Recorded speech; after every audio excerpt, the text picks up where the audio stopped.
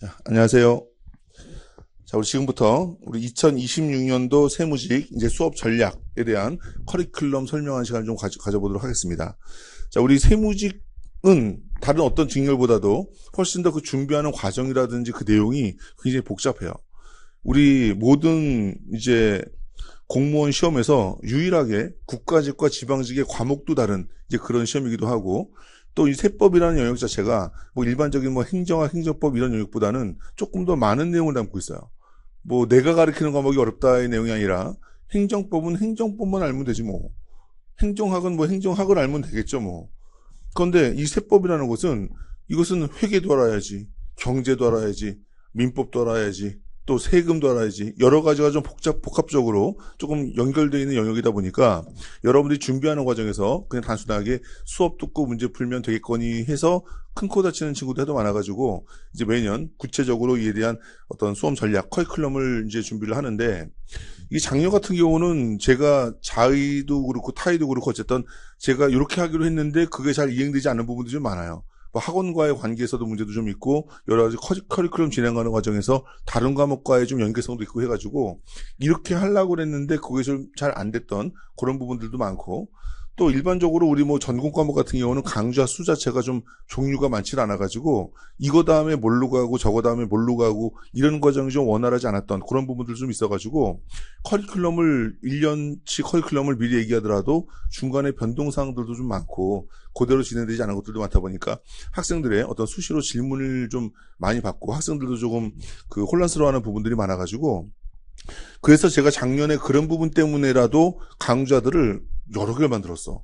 책도 여러 개를 좀 더 쓰고 해가지고요. 어쨌건 여러분들이 시기별로 여러분들이 조금 진입할 수 있는 그런 부분에 대한 조금 구조를 조금 견고하게 만들어서 이제 2026년도를 대비하는 올해부터는 여러분들이 좀 요때 진입했을 때 갈 수 있는 부분, 저때 진입했을 때 갈 수 있는 부분, 그런 부분들을 조금 견고하게 만들어서 제시를 해보고자 합니다. 그래서 먼저 일단 첫 번째 국가직 세법의 세목별 출제 범위가 이제 어떤 범위인지를 좀 확인해 본 다음에, 그렇기 때문에 우리가 이제 어떤 커리큘럼을 거쳐야 되는지를 설명드리고요. 그리고 우리는 어쨌든 국가직 시험 4월 달에 보고 나면 6월 달에 지방직에 또 연이어서 응시를 하는 그런 구조로 되어 있기 때문에 이제 우리 지방세법이라는 별도의 과목이 또 국세와 비교해서 어떤 연관성이 있고 어떤 준비를 해야 되는지에 대한 내용 그 다음에 설명드리고요. 그리고 마지막으로 이제 세무직 실강관리반 해서 뭐 제가 뭐 세파르타인 건 알고 계시죠?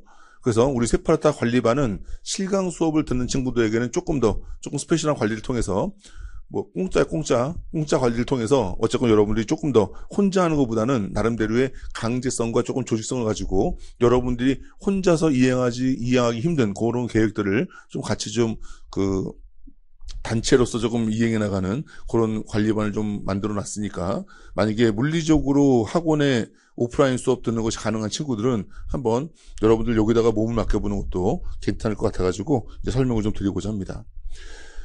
자, 일단 첫 번째 국가직 세법 세목별 출제 범위는 이제 요런 정도로 출제가 되고 있어요. 자, 우리 오늘 시험을 시행했었는데 2025년도 구급 시험이 지금 국세기원법은 올해는 요 4문제가 나왔습니다. 4문제.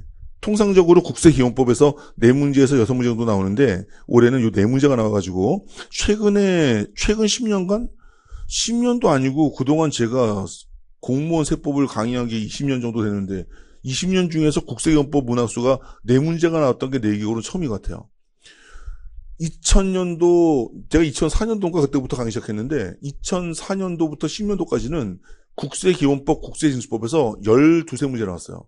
12세 문제가 거기서 나오고 한 6, 7문제가 법인세, 소득세, 부가세 쪽에 나오던 시절이 있었는데 이제 비율이 지금 바뀌어가지고 현재별로 온 거지만 어쨌든 최근에 나왔던 국기법 비출 중에서는 가장 덜 나왔던 그런 시험이 아닌가 싶습니다. 그리고 국세징수법은 뭐 언제나 변함없이 2문제 나오고요. 이제 법인세, 소득세, 부가세법 중에서는 법인세법이 제일 비중이 크고요. 4, 5문제. 자, 올해는 5문항이 나왔었고요. 그리고 부가가세와 소득세법은 이제 3문제에서 4문제 정도 그렇게 출제가 되는 그런 부분입니다. 상속세 및 증여세법이라는 세목은 실급은 지금 8년째 안 나오고 있고요. 구급 같은 경우는 나왔다 안 나왔다 나왔다 안 나왔다 안 나왔다 나왔다 뭐 이렇게 되는데 최근에 또 얘는 또 3년 연속으로 나오고 있어요. 올해까지 해서. 그래서 조금 우리가 이제 9급 대비로는 준비를 좀 해야 되는 그런 부분이 아닌가 싶습니다. 종합부동산세법 같은 경우는 이 법 자체가 2005년도에 신설된 법인데 2005년도에 신설되고 나서 2011년도까지 한 번도 빠짐없이 우리 시험에 나왔었어요. 그런데 2012년도부터 이 종부세 무용론 같은 것들이 막 이제 대두하면서 지방세와 뭐 합쳐져야 된다든지 뭐 없어져야 된다든지 그런 얘기들이 나오면서 12년도부터는 지금까지 지금 13년 지난 거지. 13년 동안 한 번도 안 나왔어. 올해는 나오겠지. 이런 혹시나 모를 생각으로 매년 강의하다가 내가 이제 이거 안 하려고 이제 나도 이제 더 이상 못 하겠어 이거. 한 30분 정도밖에 안 되는 작은 분량이지만 어쨌든 뭐 십몇 년 동안 안 나왔던 거 갑자기 내면 그거 오히려 더 이상한 상황이 되기 때문에 종합부동산세법은 우리의 기출문제는 있지만 앞으로는 그냥 출제 범위에서 그냥 배제하고 공부하는 것이 맞다고 생각이 됩니다. 그래서 9급 같은 경우는 이제 요 국세기원법, 국세징수법, 부가세법, 법인세, 소득세, 상속세법 요 6가지의 세목을 기준으로 20문제가 출제된다라고 보시면 되겠고요.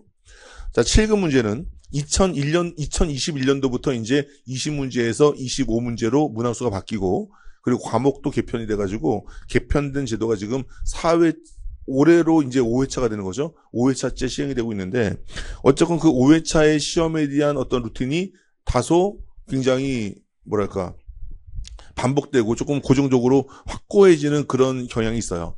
시험 문제 수준도 대단히 타당합니다. 뭐 9급도 7급보다 어렵게 나오는 경우는 있지만 어쨌건 통상적으로 9급보다는 조금 더 긴 지문 그리고 9급보다는 조금 더 아주 단순한 하수준의 문제가 조금 배제가 되는 그런 나름대로의 난이도를 좀 확보하고 있는 그런 문제로서 국세기본법이 얘는 굉장히 많이 나와요. 8문제에서 9문제 정도. 국세징수법은 첫 번째 연도에 한 문제 나와가지고선 됐다 뭐라 그랬더니 두 번째 연도에 3문제가 나와서 오버하더니만 그 다음부터는 2문제가 나오고 있는 그런 상황이고요. 자, 부가세법, 소득세법은 9급과 큰 차이는 없는데 법인세법이 또 꽤 많이 나와요. 그래서 뭐 9급이든 7급이든 국세기원법과 법인세법이 가장 중요한 부분이 아닌가라고 생각이 되고요. 자, 그리고 이제 이런 부분에 있어가지고 우리가 이제 정규 과정에서는 9급 과정과 7급 과정이 별도로 분리가 돼 있지 않아요. 그냥 9급과 7급이 종류가 다르고 내용이 다르고 형식이 다르고 막 이런 개념이 아니라 그냥 9급의 내용이 그대로 7급에 나오는 것이고 7급의 공부 범위가 9급과 큰 차이가 없는 거라서 우리는 4월 달에 9급 시험 볼 때까지는 9급 준비하다가 세법에 있어서는 그리고 나서 4월 시험 끝나고 나서는 이제 7급 1차 시험 보고 나서 1차 시험 끝나고 난 다음부터 이제 7급을 위주로 한 뭐 문제풀이 정도의 그런 강의를 이제 7급을 대비해서 문제풀이하고 동형 모의고사 정도 그렇게 진행을 하는 그런 과정이 세법에서는 7급 과정이다라고 생각을 하면 될 것 같습니다. 대신에 정규 과정에서 우리가 이제 정규 이론 과정이라든지 문제풀이 과정에서는요. 요 법인세법에서 출제 가능성 굉장히 낮고 어려운 지역적 부분 합병분할등의 연결납세도 이런 부분들 당연히 뭐 올해도 안 나왔어요. 올해도 안 나와서 이런 부분들은 굉장히 어려운 부분인데 바쁜 정규 과정에 포함시켜봤자 안 나오니까 출제 가능성 굉장히 작고 내용은 상당히 어려우니까 이런 부분들은 하기도 뭐하고 안 하기도 뭐 해가지고 우리가 연초에 2월 달에 특강을 통해서 대체를 하기 때문에 이 부분은 이제 특강 대체가 되는 거고요. 양도소득세는 중요한 부분인데 중요한데 또 너무 많아 양이. 그래서 얘는 거의 이틀치 수업 정도를 해야지 한 문제 나올까 말까 한 양도소득세 부분이 총 5일을 강의하는 소득세에서 한 문제 나올까 말까 한 게 이틀을 차지해버리니까 못하겠는 거예요, 이거를. 그래서 이것도 마찬가지로 2월 달에 특강으로 대체하기 때문에 얘도 정규 수업 과정에서는 배제가 된다라고 알아두시고 역시 올해 2025년도 시험에서는 양도소득세는 또 나오지 않았습니다. 열심히 막 정규 과정에 포함시켜가지고서는 수업을 했으면 억울할 뻔했어요. 그리고 종부세는 이제 내년부터는 안 할 거고 상속 안 할 건데 얘는 별로 개정이 되지 않아가지고요. 작년에 촬영해놓고 그냥 너무 보고 싶으면 봐라 그러려고. 그리고 상증세법 같은 경우는 7급은 준비하지 마시고 9급 같은 경우는 여유가 있으면 준비를 좀 해야 될 것 같아요. 그 상증세도 마찬가지로 2월 달에 특강을 통해 가지고 대체를 할 거니까 그 부분에 대해서는 좀 참고해 주시면 좋겠습니다. 자, 세법 같은 경우는 매년 12월 말에 법률이 개정되고요. 그리고 그 다음 연도 1월 달에 시행령이 개정되어서 1년 동안 열심히 공부했는데 다음 연도 4월 달 시험 보려고 그러면 얘들은 개정된 세법으로 시험을 봐야 되는 그런 불편함이 좀 있습니다.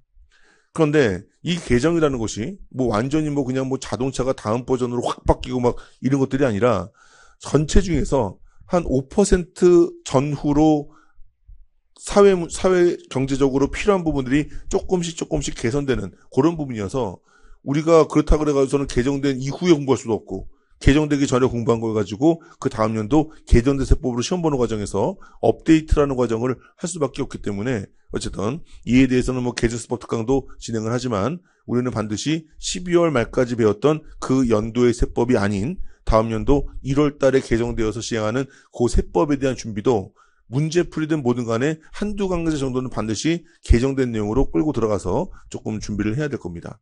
그 내용도 이제 뒤에서 말씀드릴 것이고요. 그래서 그때 하는 개정세법 특강과 더불어 가지고 이런 특강들을 함께 진행하는 거니까 이제 그렇게 일단 알아두시면 되겠고요. 자, 요게 이제 화면을 줄일 수도 없고 늘릴 수도 없고 요게 이제 국가직 연간 실강 커리큘럼입니다. 아마 노량진 세법에서 나만큼 실강을 많이 하는 선생은 없을 거예요, 아마. 대부분 다 한두 개 찍어놓고서는 안 하는 걸로 알고 있는데 일단 기본 이론, 올인원 과정은 1년 내내 합니다.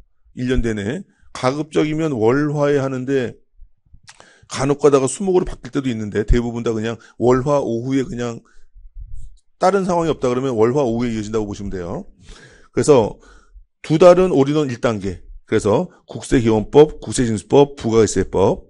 그리고 그 다음 달 두 달은 올인원 2단계 해서 법인세법, 소득세법 해서 요 올인원 이론 과정은 이제 4달 과정입니다. 4달 과정. 그래서 그 4달 과정을 통해서 이제 기본 이론, 올인원의 1단계, 2단계가 마무리가 되고 나면 그때는 뭐 4달 동안 배우다 보니까는 네 번째 달에는 거의 뭐 첫 번째 달에 배웠던 것들 내가 과연 배운 것인가? 라는 것이 기억이 안 날 정도로 굉장히 휘발성이 강한 영역이어가지고 여러분들이 이제 잘 기억을 못하기 때문에 일단 4달 과정이 끝났다 그래가지고 모든 걸 알 수 있는 건 아니고 이제 이거에 대한 복습 요약 강의 한번 듣고 그 복습 요약 강의를 듣고 복습된 내용을 가지고 이제 기출문제 그동안 우리 시험에 어떤 것들이 나왔나를 검토해 본 다음에 그리고 나서 이제 기출되지 않은 문제를 할지라도 모의고사라든지 여러 가지 이제 출제 예상 문제들을 조금 여러분들이 훈련하면서 시험에 대비하는 이제 그런 과정이라고 보시면 됩니다. 그래서 가급적이면은 홀수달에 진입하는 게 좋아요. 홀수달에 진입을 해야 그래야지 우리는 1단계부터 만나볼 수 있으니까. 그래서 여긴 뭐 이제 1, 2월이죠. 1, 2월 달에 올인원 1단계, 3, 4월 달에 2단계, 5, 6월 달에 또 1단계, 7, 8월 달에 2단계 이렇게 가는 거예요. 그러니까 요게 이제 그 올인원의 그 사이클이 되는 거죠. 자, 그런데 이제 만약에 여러분들이 학교 다니다가 방학이 돼서 7, 8월부터 듣기 시작해. 7, 8월부터 듣기 시작하면은 올인원 2단계부터 시작을 해야 되는데 그럼 1단계를 몰라서 뭐 대단히 불편하냐? 그건 아니에요. 올인원 1단계를 몰라서 2단계가 불편하나 2단계를 모르는 상태에서 1단계부터 시작하기 때문에 1단계가 불편하나 이건 비슷해. 근데 문제는 뭐냐면 올인원 2단계에서 이 법인세법이라는 놈을 들으려면 회계학을 반드시 알아야 돼. 그래서 여러분들 어차피 세무직 준비한다 그러면 회계학과 세법을 같이 해야 되는데 일단 세법과 회계학 중에서는 회계학을 먼저 선행한 다음에 그 다음에 법인세법을 수강할 수 있어야 되겠습니다. 자, 물론 올인원 1단계에서는 회계학을 요구하는 부분이 거의 없어가지고 올인원 1단계를 여러분들이 수험 시작할 때 회계학과 같이 1단계를 하고 나서 회계학은 이제 2달이면 기본 과정이 끝나니까 그리고 나서 회계학 2달을 공부한 다음에 2단계로 넘어가는 게 가장 정형적인 이제 그러한 커리큘럼이에요. 근데 만약에 그렇게 하지 못하고 시간이 부족해가지고 뭔가 둘 중에 하나만 해야 된다. 그러면은 회계학부터 먼저 하고 세법하게 되는 거고 만약에 둘 다 병행해서 시작할 수 있는 상황이 된다 그러면 올인원 1단계와 회계학을 같이 시작해서 그 2달이 끝나고 나면은 올인원 2단계 넘어갈 때 회계학이 기본 이론의 한 바퀴가 된 상태에서 넘어가는 그러한 커리큘럼을 계획하시면 됩니다. 뭐가 안 되는 거냐면 올인원 2단계부터 시작하는데 회계학을 모르는 상태. 이게 안 된다는 얘기예요. 알겠죠?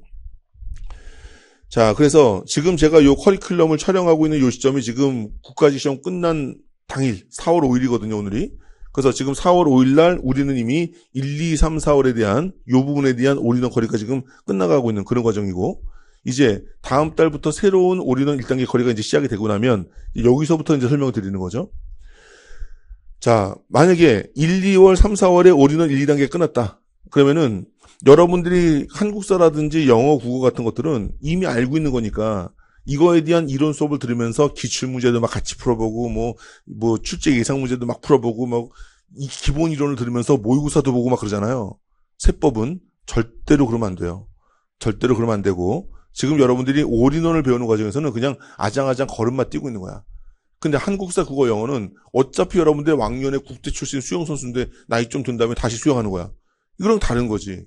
그러니까 지금 여러분들은 올인원 듣는 과정에서는 반드시 올인원 수업을 들을 때 교재에 붙어있는 문제들도 있어요. 날개 문제. 그리고 수업 시간에 복습 과제물로 나눠주는 또 OX 문제들이 있어요. 그런 것들만 충실하게 풀어야지 이론 수업을 처음 진행하는데 다른 문제풀이 과정을 병행해서는 안 된다라고 생각을 하세요. 만약에 세법을 그 초시생이 아니라 재시생이어서 기초를 다시 다지기 위해서 올인원을 듣는다 그러면 뭐 기출문제 정도는 가능할 수 있겠지만은 그렇지 않고 세법을 처음 배운다 그러면은 문제풀이 병행하지 말고 오직 요 과정만 충실하게 하면서 시간 남으면 회계학을 오히려 더 열심히 하세요. 회계학 실력과 세법 실력은 상당히 비례할 수밖에 없습니다. 내용이. 그래서 1, 2, 3, 4월에 올인원 1단계와 2단계를 들은 친구들은 일단 5, 6월 달에 뭐 듣냐면 세법 파이널 리뷰로 가는 거야. 요게 이제 이론 요약 강의입니다. 이론 요약 강의. 이론 요약 강의 듣고 나서 2달 동안 열심히 듣고 그리고 나서 그 다음 2달은 이제 3단기라 그래가지고 세법 단원별 기출문제예요. 그래서 우리가 이론적 체계를 잡고 이에 대해서 한 번 더 요약하는데 얘들은 그냥 요약이 아니라 심화 요약이에요. 기본 이론 때 배울 수 없었던 조금 어려운 부분까지 포함시켜가지고 그렇게 배워나가는 것이기 때문에 세법 파이널 리뷰 배우고 나서 그 다음에 세법 단원별 기출문제 그 다음 달에 넘어가게 되는 거고요. 그런데 이제 5, 6월, 7, 8월에 들어오는 친구들 5, 6월, 7, 8월에 기본 수업을 들은 친구들은 이제 그 다음에 또 이론 요약하고 문제 풀어야 될 거 아니야. 그럼 그 다음에는 똑같이 세파리하고 세단기가 아니라 그때는 팀앱이라는 게 또 있어요. 이 세파리가 도표를 통해 가지고 정리한 요약서라고 한다 그러면 이 팀앱은 이제 도식화된 조금 그림을 기준으로 해가지고 정리를 한 시각적인 부분을 조금 강조한 그런 요약서가 되는데 뭐가 좋냐고 물어보면 뭐 첫째가 예쁘냐 둘째가 예쁘냐 다 네 자식인데 뭐 다 예쁘지. 둘 다 나름대로의 어떤 그 학습에 대한 의의가 있는 거니까 뭐가 좋다 나쁘다 생각할 필요 없이 어차피 그 다음 연도에는 다시 다 해야 된다. 라는 생각으로 어쨌건 이론 수업을 끝내고 나면 요약 한 번, 기출문제 한 번을 거친다라는 생각으로 그렇게 보시면 되겠습니다. 그래서 1, 2, 3, 4월에 올인원을 마친 친구들은 세팔이 3단계로 가는 거고 그리고 5, 6, 7, 8에 올인원을 마친 친구들은 팀앱하고 세연기 얘는 연도별 기출문제예요. 단원별 기출문제가 맞냐 연도별 기출문제가 맞냐 이것도 솔직히 잘 모르겠어. 우리의 시험은 어쨌건 간에 랜더마이즈하게 여러 가지 세목에서 20문제가 확 떨어지는 것이기 때문에 그런 기준으로 우리가 문제풀이를 접하는 것이냐 단원별로 가는 것이 맞느냐 그건 아직 잘 모르기 때문에 어쨌든 간에 2개의 과정을 마련했고요. 가장 이상적인 건 뭐야? 1, 2, 3, 4월에 기본 이론을 끝낸 친구가 5, 6월 달에 세파리, 7, 8월 달에 세단기 한 다음에 9, 10월 달에 팀앱, 연도별 기출 이렇게 이어나가서 1년 내내 세법에 손을 떼지 않는다. 그리고 여러 가지 방향성이 있는 그러한 그 지식의 반복을 한다. 이게 제일 적합하겠지. 그리고 나서 그 다음 연도에는 이제 개정된 내용으로 이론 요약한 다음에 그 다음에 객관시세법이라는 우리 문제풀이의 최강자죠. 이거는 그냥 이 객관시세법은 아무나 듣지 말라고 그래 내가.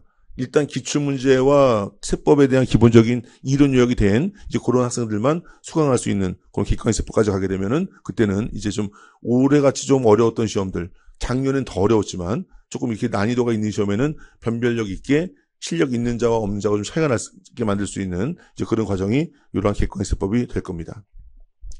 그래서 이런 과정으로 가는 거예요. 자, 그래서 지금 이론 요약 과정은 세파리하고 팀앱이 있다 그랬고요. 그리고 기출문제 과정은 단원별 기출문제가 있고 연도별 기출문제가 있어요. 그래서 연도별 기출문제 같은 경우는 이제 최근 10년간 9급 10회, 7급 10회 해서 총 20회를 풀어나가는 과정이기 때문에 어쨌건 최근 트렌드를 뭐 문제 구성부터 해서 출제 기조를 좀 잘 파악할 수 있고요. 단원별 기출문제 같은 경우는 그냥 최근 20년간 모든 문제를 때려박아 놔가지고 단원별로 진행이 되는 거라서 얘들 같은 경우는 뭐 기출의 형태라든지 뭐 경향이라든지 취지보다는 나름대로의 요약된 이론에 대한 반복학습적 측면에서 나름대로의 의미를 가진다라고 보시면 되겠습니다. 자, 어쨌건 뭐 칼도 뭐 여러 가지 칼이 있는 거고 펜도 여러 가지 펜들이 있고 각자의 역할이 있듯이 어쨌건 얘들도 그냥 각자의 역할과 특징이 조금씩 다르다라고 보시면 됩니다. 무슨 세법 강의를 1년 내내 듣느냐 일지 모르겠지만 이렇게 생각하세요. 이 세법 시험을 본다는 것은 우리가 내년 4월 달에 그 피트니스 대회 같은 데 나가는 거야. 왕자가 새겨져야 될 거 아니야, 왕자가. 근데 그때 대회가 4월이라 그래가지고 3월 달부터 왕자를 만들면 만들어져? 안 만들어지죠. 그럼 지금이 4월이기 때문에 지금 만들어 놓으면 그때부터는 가만히 있어도 내년 4월도 그 왕자가 있어? 없잖아. 왕자를 나도 만들어 본 적이 없는데 이런 말 하는 게 정말 미안하지만 어쨌건 그러더라고. 내 친구가 그 운동을 하는데 왕자를 만드는 것보다 더 어려운 거는 왕자를 유지하는 거다. 왕자는 그냥 한 번 생기면 영원히 왕자가 있는 게 아니라 잠깐 생겼다 없어지는 거래. 이것을 유지하려면 계속 그 왕자가 남아있어야 될 수 있는 그런 것들을 이제 습관이라든지 운동을 해야 된다는 거죠. 그럼 뭐 예를 들어서 뭐 턱걸이 20개를 하는 대회를 나가는 거야. 그럼 지금부터 훈련을 해야 되는데 4월 대회인데 3월부터 연습할 수도 없잖아. 지금부터 연습해서 20개를 만들어야 되겠지.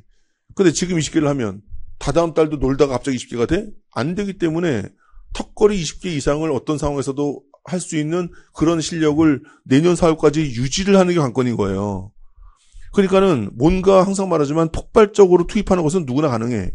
하지만 그런 것들을 유지하는 게 이게 시험이라는 과정이 가장 어려운 특징이 이것을 유지해야 된다는 게 가장 어려운 겁니다.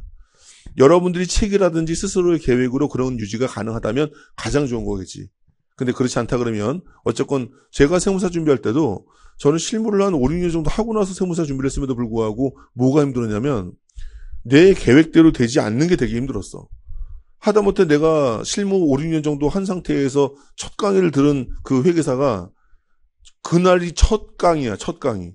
회계사 작년에 합격해가지고 첫 강의라는 거라 가지고 뭐 별 똥강아지 같은 소리 하면서 막 틀리고 막 그러는데 아이고 이러면서도 내가 그 강의를 들었던 이유가 뭐냐면 그래도 강의를 들으면 계획된 기간 내에 진도가 끝나거든.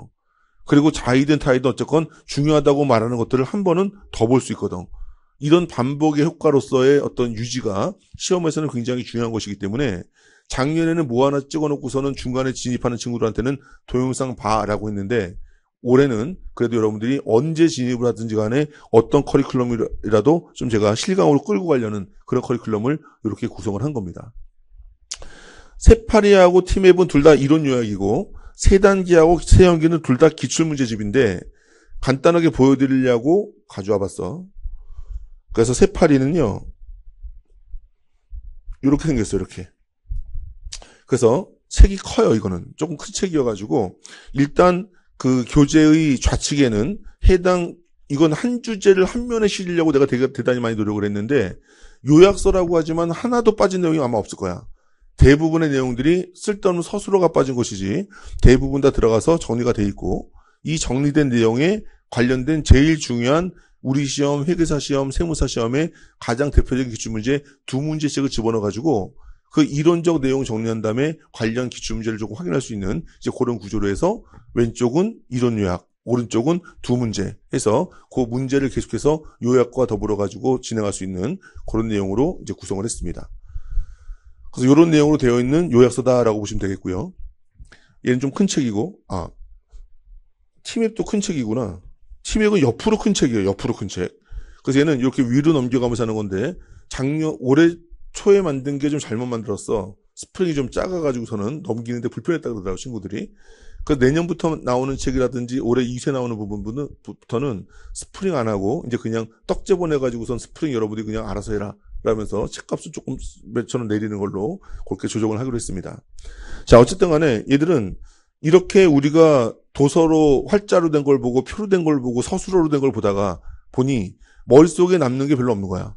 그래서 구조적으로 우리가 지금 이해해야 되는 이 세법적 상황이 어떤 상황인지를 조금 가시성 있게 조금 눈으로 정리할 수 있는 그런 내용으로 만든 게 이러한 티맵이라는 세법 지도인 거죠.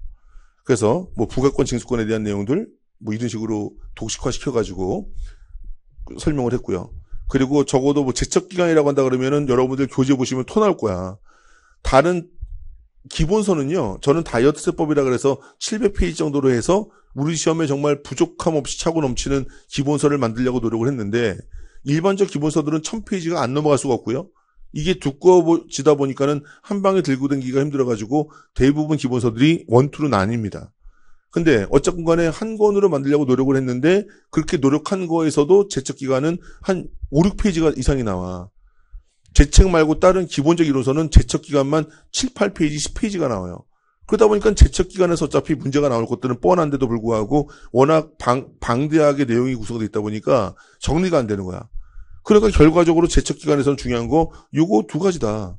원칙제 제척 기간이 몇 년이고 제척 기간 특례는 몇 년이고 그리고 이걸로 끝나는 게 아니라 이 구조화에 세부적으로 붙여야 되는 내용들은 그 뒤에다가 세부적인 사항들을 별도로 정리해서 일단 주된 내용은 우리가 알고 있는 것은 이건데 이 중에서 요거들은 추가적으로 별도의 정리를 하자라는 구조로 지도화시킨 것이 팀앱이야. 그렇기 때문에 세파리는 세파리대로 팀앱은 팀앱대로 하나는 조금 정적인 정리를 한다고 본다면 팀앱은 조금 동적인 정리를 통해서 가시성 있는 기억을 조금 확보하고자 하는 그런 과정이니까 결국 뭐 같은 내용을 말하고 있는 거겠죠. 하지만 같은 내용을 말하고 있는 접근 방식이 상이하기 때문에 이러한 상이한 방식의 반복을 통해서 여러분들이 조금 이해 폭이라든지 문제의 변동성에 조금 더 대비를 융통성 있게 할 수 있는 그런 방향을 제시하고자 두 가지로 요약을 나눈 겁니다.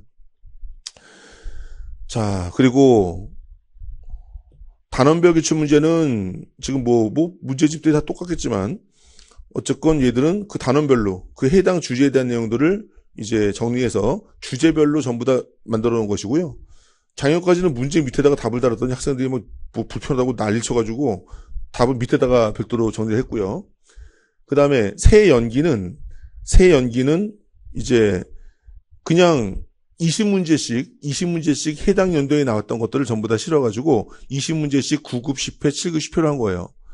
이 책을 만든 동기는 뭐냐면 여러분들이 기출문제를 풀어보고 싶은데 단원별 기출문제가 아니라 연도별 기출을 풀고 싶은데 이거를 만들어 놓은 책들이 없으니까 사이버 국가고시센터 가가지고서는 계정이 한 10번 지난 걸 가지고선 풀어보면서 질문을 하는데 이거는 뭐 나도 기억 안 날 정도로 옛날 세법을 가지고 공부하다 보니까 이게 안 되잖아요. 풀어는 보고 싶은데. 그래가지고서는 이거 뭐 그냥 단원별 기출에 있는 문제를 뜯어다가 조합하면 쉽겠구나 하고서는 마음을 먹고 만든데 이게 쉽지 않았던 작업이었어. 대단히 어려웠던 작업이었고요.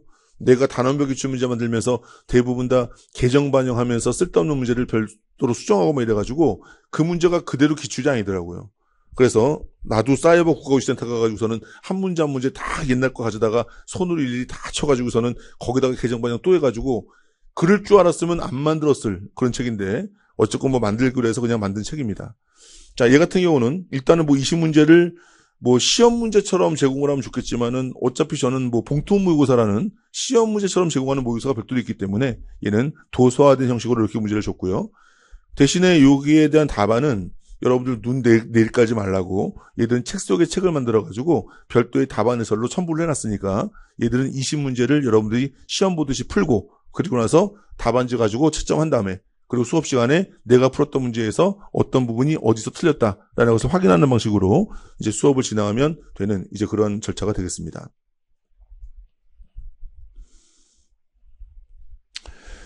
자, 그래서 교재별로 그런 내용의 특장점들이 있으니까 여러분들이 언제 진입을 하는지에 따라 가지고 실강을 듣는다 그러면 그런 내용이다라는 것을 감안하고 들으시면 되고 만약에 온라인 강의를 수강한다 그러면은 여러분들 뭐 팀앱이 날지 세파리가 날지 스스로 판단을 좀 하셔가지고 그래서 여러분들한테 조금 적합한 그런 과정을 선택하면 될 것 같아요. 근데 그러거나 말거나 이제 이 올해 12월 말에 지나고 나면 이제 요때 세법이 이제 개정됩니다. 개정이 되는데 아까도 말했지만 뭐 개정되고 나면 개정된 교재와 강의라는 것을 조금 다시 구입하고 들어야 되는 그런 비용적인 측면에서의 불편함은 좀 있죠. 그런데 어쨌든 간에 뭐 그렇게 모든 것들이 다 바뀌는 건 아니기 때문에 개정세법 특강과 어쨌건 1, 2월 달에 시작되는 이런 강의를 통해서 4월 시험을 대비하는 이제 그런 과정으로 진행이 되는 거다라고 보시면 되겠고요. 내년에 처음으로 진입하는 친구들은 요 올인원을 또 들을 것이고 이제 12월 말까지 2025년도 올해의 세법을 공부한 친구들은 이제 세법 파이널 리뷰를 들으면서 개정된 내용들을 또 한 번 정리를 해야 되겠죠, 당연히. 그런데 여기서 이제 세법 단원별 기출로 가느냐, 아니면은 객관식으로 가느냐. 이것은 간명합니다.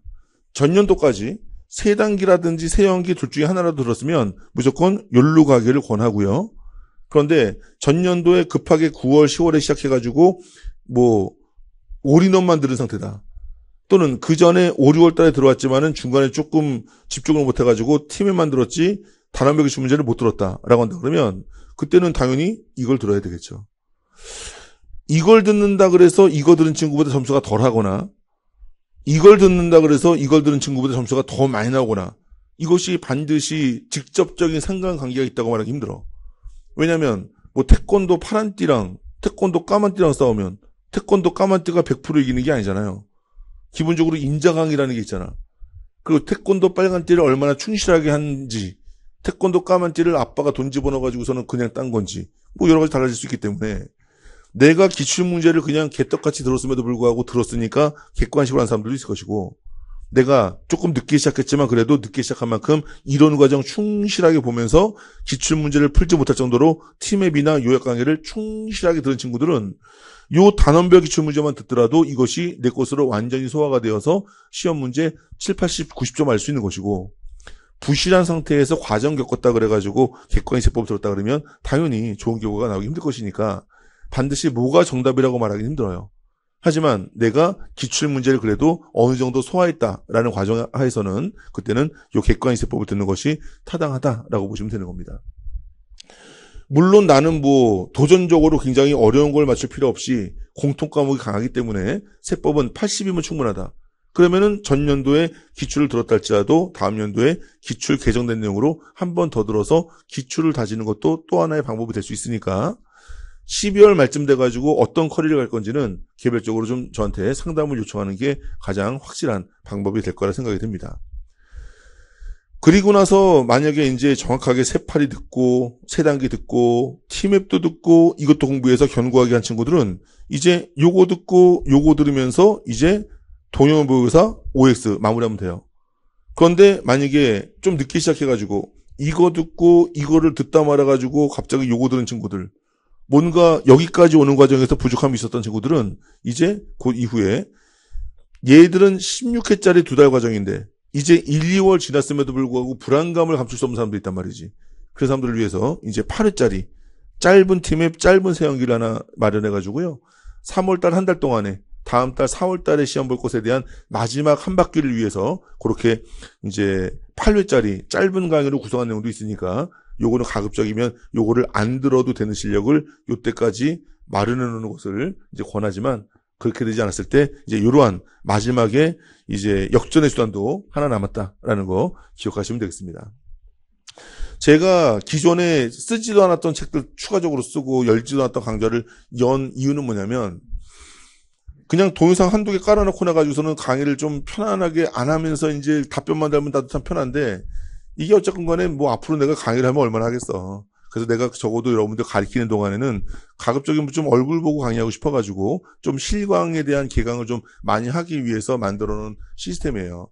그래서 실강을 제가 대단히 많이 하다 보니까 뭐가 걱정이 되냐면 지금 내일 수업 따라가고 있는 친구들이 다음 밴 뭘 해요 하는데 마땅히 다음에 할 게 없다 보니까 제시할 게 없다 보니까는 이에 대해서 강좌가 끊겨가지고 여러분들이 공부의 패턴이 조금 어그러지는 그런 부분들이 많이 생겨서 제 입장에서는 여러분들이 실강을 통해 가지고 여러분들이 오프라인으로 공부한다면 이에 대해서 끊이지 않고 계속 내년 시험까지 이어질 수 있는 그런 프로그램을 만들다 보니까 그냥 했던 강의 또 하기도 뭐하고 같은 책으로 다른 강의 하기도 뭐하고 해서 요소 필요한 내용들에 대한 특색점을 좀 살려가지고 이렇게 구성을 한 거니까 나름대로 제 20년 강의 경력을 조금 모아가지고서는 심혈을 기울여서 만든 과정이니까 신뢰하시고 여기다가 여러분들의 몸을 조금 맡기셔도 될 것 같습니다.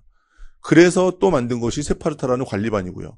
왜냐하면 오프라인에서 여러분들을 만나보고 여러분들에 대한 실력을 조금 향상이 됐는지 아닌지에 대한 측정들을 하기 위해서는 아무래도 한 주에 배웠던 것들을 그 주에 테스트를 좀 하면서 그에 대한 성적 추이를 조금 지켜보고 여러분들이 잘못된 부분을 통제할 수도 있는 이제 그런 관리반의 형식이 타당하기 때문에 그래서 그런 관리반도 연계해서 만들어 둔 겁니다. 자, 그런 부분들 좀 잘 고려하셔가지고 그렇게 보시면 되겠고요. 이 커리 안에서 이제 7급을 준비한다. 7급을 준비한다 그러면 통상적으로 이제 전년도 11월, 12월 달에 보통 헌법경제학들 하죠. 그리고 나서 이제 다음 연도 1, 2월부터 이제 세법 회계를 시작한 친구들이 제일 많은데, 그러면 그냥 요컬에 따라가시면 돼요. 1, 2월, 3, 4월에 올인원 1단계, 2단계. 그리고 이제 5, 6월 달에 파이널 리뷰하는데, 문제는 뭐냐면, 여러분들은 7급 준비하는 친구들 같은 경우는 7월에 1차 시험 보죠, 피셋. 근데 7월에 1차 시험 보고 나면 그때부터 전공 과목에 대한 별도 준비를 해야 되는데, 올인원 1단계, 2단계, 1, 2, 3, 4월에 한 다음에 5, 6월 달에 세파리 하고 나서 세법 단원백 준비를 하게 되면, 이때 그 7월 달에 여러분들 피셋 보고 나가지고서는 강좌 커리가 잘 안 이어져요. 그리고 7급은 다시 말하지만 9급보다 보편적으로 어려워요. 더군다나 25문제고. 그렇기 때문에 7급 과정은 어떻게 가는 거냐면 11월, 12월 달에 헌법경제학 끝냈어. 끝내지 못하겠지만 어쨌건 기본이론 들었어요. 그러면 1, 2, 3, 4월에 회계학과 세법에 대한 기본이론을 공부합니다. 그리고 나서 5, 6월 달에 세파리 하면서 뭘 하냐면 여기다가 세 단계를 이제 1, 2월 달에 찍어놓은 온라인 강의가 있겠죠. 온라인 강의를 얘를 병행해야 돼. 7급 준비하는 친구들은 5, 6월에 세파리 한 다음에 7, 8월에 세 단계 하는 것이 아니라 5, 6월 달에 세파리를 하면서 세파리가 세 단계의 예습 강의가 될 수 있도록 같이 병행을 해야 됩니다. 병행을 한 다음에 이제 피셋 시험 끝나고 나가지고서는 이제 전국 과목 4과목만 달고 갈 때는 그때는 1, 2월 달에 하는 객관식이 9급 대비 객관식 세법이라고 한다 그러면 이제 7, 8월에 하는 객관식은 7급 대비 객관식 세법입니다. 제 객관식 세법 교재는 베이직 테스트와 하드 테스트 두 단계의 난이도로 구성되어 있어요. 베이직 테스트가 7급 대비고 하드 테스트가 베이직 테스트가 9급 대비고 하드 테스트가 7급 대비라고 보시면 돼요. 근데 9급 대비라고 할지라도 하드 테스트 필요한 문제 찝어 풀고요. 7급 대비라고 하더라도 베이직 테스트 이거 안 찝어 풀어. 이거는 하드 테스트만 풉니다. 그렇기 때문에 여러분들이 7급 대비 풀기 전에 이 세파리에다가 세 단계가 추가적으로 병행이 되어야 피셋 시험 끝나고 나서 요 강좌 이름이 뭐냐면 하드 테스트 완전 정복이야. 그래서 하드 테스트 위주로 풀어나가는 요 과정을 소화할 수 있을 것이고요. 그런데 만약에 그 전까지 하드 테스트 완전 정복을 풀 만큼의 실력이 안 됐어. 그렇다 그러면은 그때는 이거 하지 말고 세 단계를 해야 되겠죠. 이거 말고 헌법 경제학을 잘하니까 그 지경이 됐을 거 아닙니까? 그러니까 어쨌건 이때는 어려운 난이도가 아니라 해야 되는 걸 하든가 아니면은 연초에 했던 9급 대비 객관세법 이거는 9급이라고 수준이 낮다? 들어봐봐. 노량진에서 문제풀이 강좌 중에서 아마 가장 최고봉의 강의가 이 강의일 겁니다. 이 강의로도 7급 충분히 해.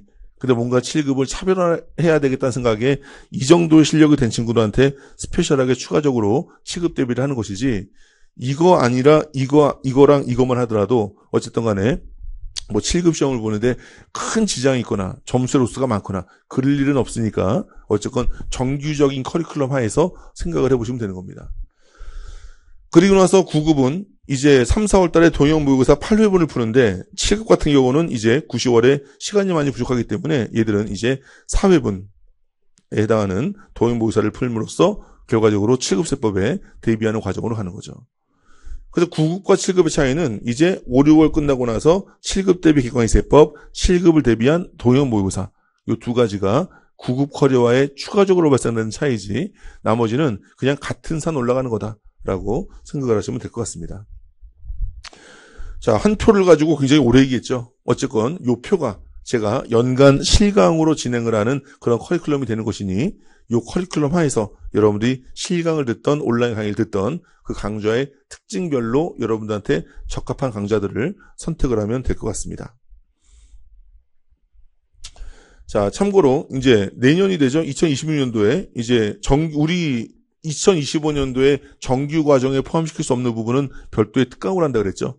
그래서 2월 첫 번째 주 일요일, 두 번째 주 일요일, 세 번째 주 일요일, 네 번째 주 일요일에 이제 각각 이러한 특강들을 진행하는 거니까 이제 그런 내용들 사전에 조금 알아두시면 되겠습니다.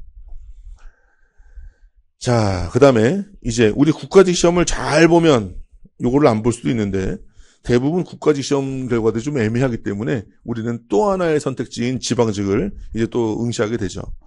자, 이제 국세와는 달리 이 지방직 세무직 같은 경우는 다른 직역과는 달리 국세와 지방세가 과목이 달라서 이제 국세들은 국세기본법, 국세징수법, 국세 세목들을 공부하는데 이 지방직 같은 경우는 지방세 기본법, 지방세 징수법, 지방세법이라는 11가지의 세목이 포함되어 있는 그런 법률과 지방세 특례 제한법이라는 이제 특수한 법률을 같이 공부하게 됩니다. 자, 그랬을 때 여기서는 이제 20문제 중에서 지방세 기본법이 6-7문제 나오고요. 지방세 징수법이 2-3문제 나와서 지방세 기본법과 지방세 징수법이 거의 10문제 중에 절반 조금 못되게 차지를 하는 아주 중요한 부분을 차지하고 있죠. 그리고 지방세법은 지방세목이 11개인데 그 11개의 지방세목 중에서 제일 중요한 것은 하물며 여러분들 같은 학생들도 들어본 적이 있는 취득세. 당연히 취득세가 제일 중요하겠죠. 두 번째는 하물며 여러분들 같은 학생들도 들어본 적이 있는 재산세. 여러분들이 들어본 적 있으면 중요한 거야. 자동차세 들어본 적 있잖아요. 담배 소비세, 담배 남편 모르나? 어쨌든 그럼 좀 덜 중요하겠지. 그래서 그런 중요성에 따라서 취득세가 제일 많이 출제가 돼요. 제일 양도 많고 제일 어려워. 2-3문제 나오고 그리고 재산세에서 한두 문제 나오고 나머지 세목들은 이제 한 문제가 나왔다 안 나왔다가 번갈아 가면서 출제가 되는 그런 형식이어서 어쨌건 뭐 어느 한 세목 누락하기 좀 애매하지만 전체적으로 11개 세목을 좀 필요한 만큼 좀 달고 가야 되는 그런 부담이 있는 부분이다. 그래서 여기서 적게 나올 때는 8문제 나온 적도 있고요. 안 나온 세목들도 한 2-3목 정도씩 있어가지고 많이 나올 때는 모든 세목이 한 문제씩 다 나온 적도 있어가지고 뭐 몇 문항에다 단정짓기 힘들겠지만은 한 9문항 전후다라고 보시면 될 것 같습니다. 지방세 특례 제한법은 나중에 뭐 보시면 알겠지만은 사실은 얘는 출제가 되면 안 되는 부분이야. 국세 같은 경우도 얘가 모티브로 하고 있는 조세 특례 제한법이라는 게 있습니다. 현재 우리 국세 시험에서는 조세 특례 제한법은 안 나와요. 나오더라도 일반 세법과 긴밀하게 연결되어 있는 부분 몇 군데가 나올까 말까한 거지. 조세 특례 제한법 문제 삼자 그러면은 이것은 7급이나 5급 공무원 시험이어야 돼. 9급 공무원 시험에서는 나올 수가 없는 부분이 조세 특례 제한법입니다. 이것도 지방세에서 마찬가지 영역인데도 불구하고 얘가 안 나올 때도 물론 있는데 한 문제에서 2문제는 출제가 된단 말이죠. 그래서 이 부분은 또 나름대로 전략적으로 공부하는 방식으로 공부를 할 것이기 때문에 그때 뭐 한 2-3시간 정도만 투입해서 최고의 효율을 조금 발휘할 수 있는 그런 공부를 하게 될 겁니다.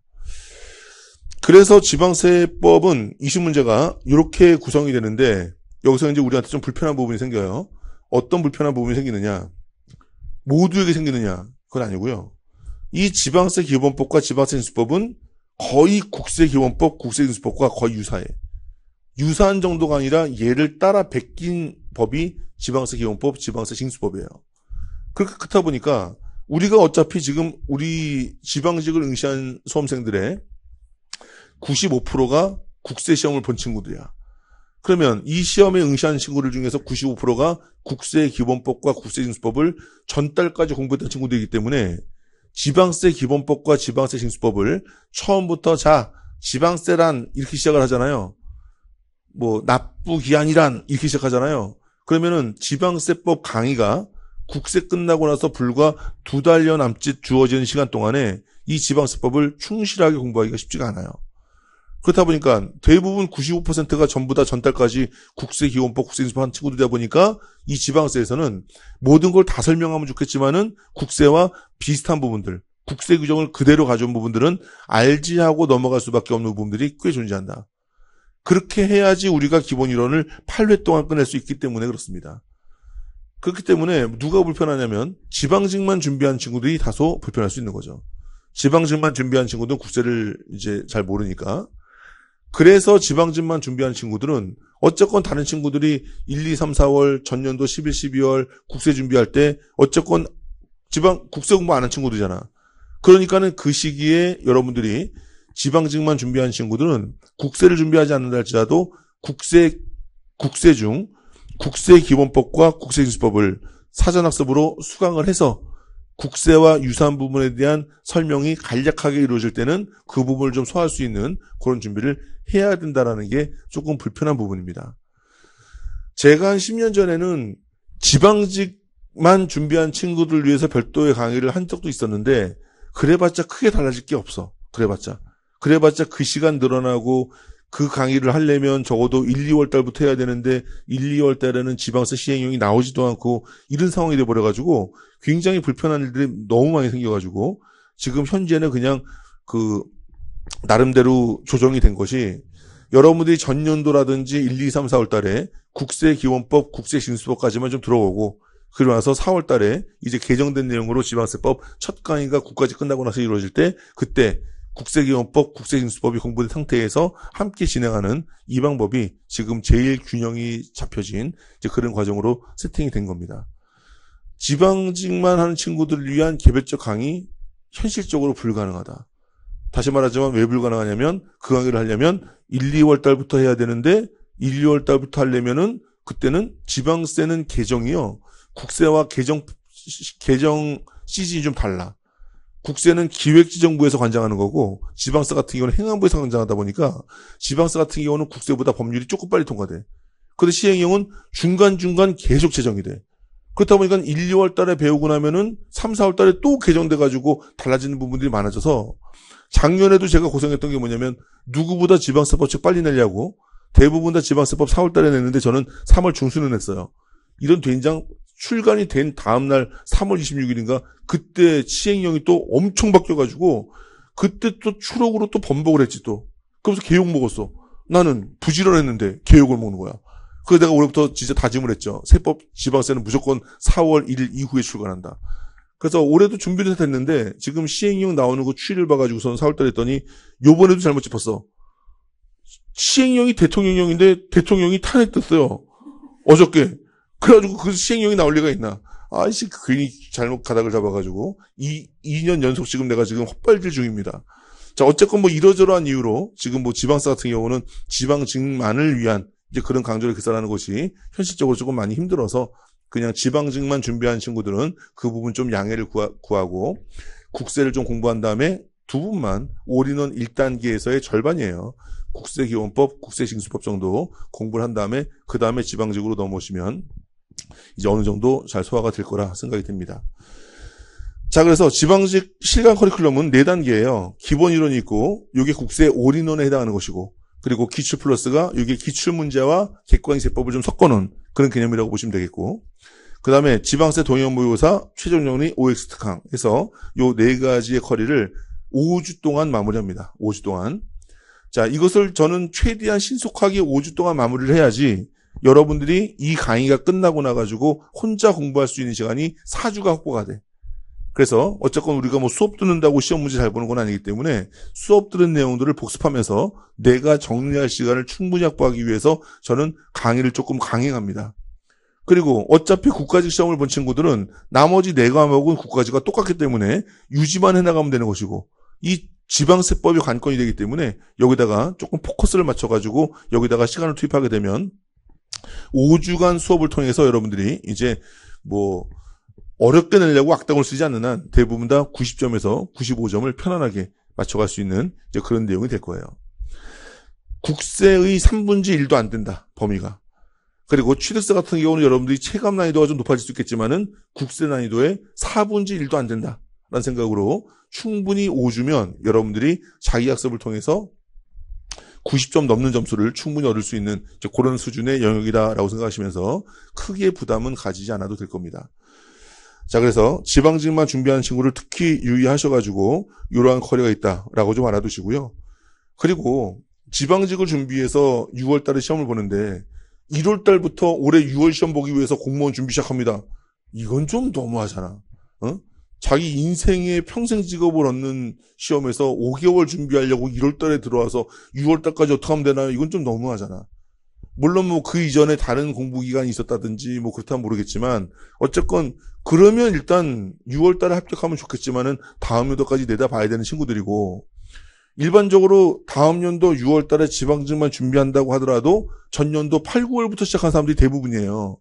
그럼 여러분들은 뭘 해야 되는 거냐면 지방직만 준비하기 때문에 국가직만 준비하는 친구들과 경쟁해서 어쨌건 간에 대등하거나 이겨야 되잖아. 그러려면 국가직 준비하는 친구들은 국가직 4월 달에 끝나고 나서 2달 동안 아주 짧은 기간 동안에 지방세법을 준비하니까 지방직만 준비한 친구보다 못할 것 같지. 지방직만 준비한 친구들은요. 앵간히 공부하지 않으면 절대로 4월 달에 국세만 공부하다가 처음으로 지방세를 2달 공부한 친구들을 지방직만 준비한 친구들은 절대 못 이긴다니까? 이상하지. 일단 지방직만 했는데 국세만 하다가 2달 동안 지방세 2달만 한 친구들을 절대 못 이긴다고요. 이건 뭐랑 똑같은 거냐면,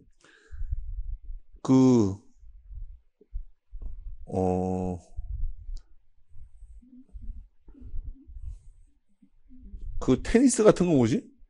스쿼시. 테니스 국대가 태어나서 처음으로 스쿼시를 하면, 스쿼시를 4달 동안 한 사람한테 질 것 같아? 절대로 안 져요. 비슷한 거야. 1년 내내 국세로 시달리던 세무직 수험생들은 이 지방세라는 영역이 오면은 날라댕겨 처음 배우는 건데도 이 리갈 마인드라는 게 무시할 수가 없고요. 지방세 중 국세기본법, 국세기술법과 아홉 문제가 거의 유사하고요. 그리고 지방세법 중 지방소비세라는 것은 국세에서의 부가가치세야 그냥. 지방세에서의 지방소득세라는 것은 국세에서의 법인세 소득세야.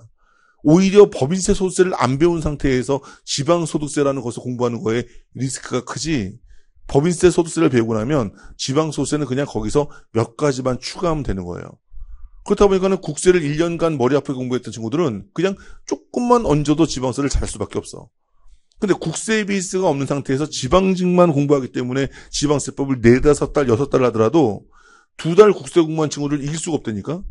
그러니까 그 친구들을 이길 수 있는 유리한 방법은 조금 일찍 시작해서 국세기원법, 국세기술법 듣고 아직까지 개정된 교재와 강의 안 나왔지만 전년도 기준으로 기본 이론이나 기출 플러스까지 한 바퀴 들어둔 다음에 그리고 나서 4월 달에 국가직 끝나서 국세 수험생들 몰려 들어올 때 나는 지방세 이론과 기출을 2회 독재 돌아가는 그런 과정으로 공부를 해야지 이길까 말까. 그래야지 국세와 함께 공부한 친구들을 이길까 말까 한 그런 상황이 될 거다. 물론 지금 제가 말하는 모든 내용들은 오직 세법만 두고 하는 얘기예요. 세법만 두고 하는 얘기. 공통 과목이라든지 회계에 대한 실력이 차이가 있다 그러면 세법 점수를 조금 하향 조정하더라도 충분히 투입량을 조정하는 의미가 있겠지. 하지만 그렇지 않다. 세법 점수만 가지고 판단한다라고 말한다 그러면 지금 제가 말하는 그런 방법이어야 국세를 준비한 친구들을 지방직만 준비한 친구들이 대등하게 경쟁할 수 있는 그런 상황이 될 겁니다. 자, 그래서 이런 과정으로 진행된다는 거 잘 판단을 해두시면 되겠고요. 어쨌건 뭐 지방직은 1년에 4월달, 5월달, 6월달 요 3개월만 2달 반만 준비하는 그런 커리큘럼이 되기 때문에 어쨌든 요 정도까지 생각해놓고 준비하시면 될 것 같습니다. 국세 준비하는 친구들은 무조건 지방세는 함께 병행하도록 하세요. 근데 내가 만약에 나는 지방직에 별로 마음이 없다. 오직 국가직만 난 생각이 있다. 도대체 왜 그런 생각을 하는지 나한테 나중에 한번 이해를 시켜주면 좋겠고, 설사 뭐 그러한 모티브가 있다 할지라도 국세를 굉장히 잘 봤어. 그렇다 그러면은 지방직 보지 말고 난 7급으로 먼저 가길 권합니다. 왜냐면 국가직 보고 나면요, 그 다음에 연수원 들어갔다 나와가지고 임용될 때까지 최소한 1년이 넘게 걸려요. 그 1년이 넘게 걸린 동안에 해외여행 다니면서 돈 써대지 말고 7급을 준비하란 말이지. 그래서 국가직 4월 달에 국가직 정말로 높은 점수를 붙었다 그러면은 그 연도의 7급에 피세 되든 말든 한번 보고 되면은 7급 한번 응시해보고 붙으면 좋고 아니면 떨어지고, 떨어지면은 이제 그 다음 연도 7급은 붙을 가능성이 대단히 높아집니다. 그래서 9급 시험 붙고 나가지고 7급을 해당 연도에 준비했는데 안 됐지만 경험을 삼아서 그 경험으로 임용되기 전까지 내년 7급을 준비해서 되면 이 국가직 세무직 같은 경우는요, 진급이 아마 전진령 중에서 제일 늦을 걸 아마. 그래서 9급에서 7급까지 가는 기간이 평균 11.5년이 걸립니다. 평균 11.5년이 걸리는데 내가 9급 확실하게 붙고 나서 7급 준비를 만약에 그런 방향으로 삽격하게 되면 뭐 11.5년을 줄인 거지 뭐. 그래서 충분한 그런 의미가 있기 때문에 9급 시험이 뭐 확실하게 안정권이다 라고 한다 그러면 7급 도전을 좀 권해보고요. 근데 9급 시험이 애매하다. 그럼 당연히 이관왕하러 가야지. 9급이 안 될 수도 있는 거니까. 그래서 그럴 경우에는 이 지방직도 같이 병행을 해서 진행을 하는 게 맞으니 거의 대부분의 수험생들이 9급 끝나고 나면 이제 지방직을 준비할 수밖에 없는 겁니다. 자, 그래서 뭐 전체적인 커리큘럼은 지금 말씀드린 그 내용에 대한 진행으로 이루어질 거니까 그 내용 안에서 여러분들이 만약에 궁금한 사항이 있다 그러면 질문 좀 해주시고요. 자, 세파르타 실강 관례반은요, 이제 뭐 제 실강을 들으면 뭐 추가적인 비용도 없고요. 그냥 회계학 수업을 누구 걸 듣든 간에 어쨌든 김성수 선생님이 출제를 해주신 회계학 모의고사까지 하프 모의고사로 매주마다 세법 진도별 회계학 그 진도별로 해서 10문제씩 해서 하프 모의고사를 매주마다 시험을 봐가지고요. 그래서 그 시험에 대한 성적도 같이 공지하고 성적에 대한 누적 합계를 가지고 이제 시험 잘 본 우수성 주자들은 포상도 합니다. 그리고 네이버 밴드를 통해 가지고 이제 기상 인증 관리에서요. 5시부터 7시 사이에 이제 밴드로 이제 기상 투표 하도록 해서 만약에 그 투표 시간 내에 기상 인증하지 않으면 저한테 뭐 꽤 평소에 들어보지 못한 이상한 막 욕으로도 먹는 그런 강제성이만 이제 부여가 되어서 상당 부분 대부분의 학생들이 잘 그때 일어날 수 있는 이제 그런 어떤 수면 습관을 가질 수 있게 되고요. 그리고 아까 말한 것처럼 세법과 회계학 그래서 각각 10문제씩 매 주마다 해당 주에 해당하는 이제 범위만큼 그렇게 배운 내용들을 매주 시험을 통해 가지고 테스팅을 통해서 시험에 대한 적응도라든지 그 주에 배웠던 것들을 그 주에 제대로 알고 넘어간지를 확인할 수 있는 그런 계기가 될 수 있을 것이고요. 그리고 성적 관리에서 본인의 성적 추이에 따라서 성적이 아주 이상하거나 아주 수업 태도가 대단히 안 좋거나 그러면은 제가 이제 요 세파르타에서 쫓아내거나 상담을 하거나 뭐 그러겠죠. 그래서 실시간으로 밴드를 통해서 언제든지 새벽 2시에 질문한 친구들도 많고요. 그리고 정기적으로 대면 상담을 할 거니까 처음에는 그냥 다 대면 상담을 했는데 불편해하더라고요. 그래서 일단은 뭐 필요한 친구들은 제가 하는데 그렇지 않으면 상담을 요청하게 되면 어쨌든 시간을 정해가지고 거의 절반 이상의 학생들은 제가 대면으로 상담을 해주고 있으니까 이런 부분들도 어떤 관리반으로서의 하나의 효과가 있는 이제 그런 영향이 되겠죠. 그리고 성적 우수자들에게는요, 일단 제가 김성수 선생님이나 사교영 선생님한테 책을 좀 삥 뜯어가지고요, 회계학 책하고 제 책하고 해가지고 이제 성적 우수자들 이제 뭐 실강 인원수에 따라 가지고 뭐 5명이나 10명쯤 선발을 해가지고 회계학 책, 세법 책들 필요한 책들 교재도 증정하고 그리고 제가 공단기 원장님한테 삥을 뜯어가지고 공단기 포인트 있죠? 그 포인트 몇만 개씩 좀 가져와가지고 좀 뿌리고 하기 때문에 어쨌건 열심히 공부해서 좋은 성적을 받은 것에 대한 나름대로의 어떤 별사탕 같은 이제 그런 개념으로 이제 받아들이시면 될 것 같습니다. 자, 어쨌건 저는 뭐 기본적으로 노량진에서 실강을 위주로 한 그런 커리큘럼을 진행하고 있고요. 뭐 당연히 모든 실강들은 실강을 촬영한 다음날 동영상으로 업로드 되니까 동영상 듣는 친구들도 그러한 스케줄로서 이제 커리큘럼에 대한 계획을 이제 세워보시면 될 것 같습니다. 물리적인 여건이 가능하다 그러면 저는 제가 공부할 때도 뭐 그랬고 여러분들 공부시킬 때도 오프라인 현강을 뭐 굉장히 강하게 주장하는 바예요. 왜냐하면 앉아서 동영상을 보면서 아무도 제어하지 않는 곳에서 나 혼자 편안하게 등기대고 공부를 하는 거랑 앞에서 막 등치 산만한 이진욱이 막 떠들면서 침튀기면서 막 눈부라리면서 물어보면서 거기에 대해서 현장감 있는 그런 뇌를 굴리는 거랑 뇌의 활동량 자체가 공부 시간에 작용 효과가 달라집니다. 혼자서 동영상 보면서 빵 먹으면서 휴대폰 보면서 동영상을 들을 수 있는 그런 상황은 뇌의 가동력이 20% 정도밖에 안 된다 그러면 앞에 앉아서 내가 수업을 하고 내 핸드폰을 봐?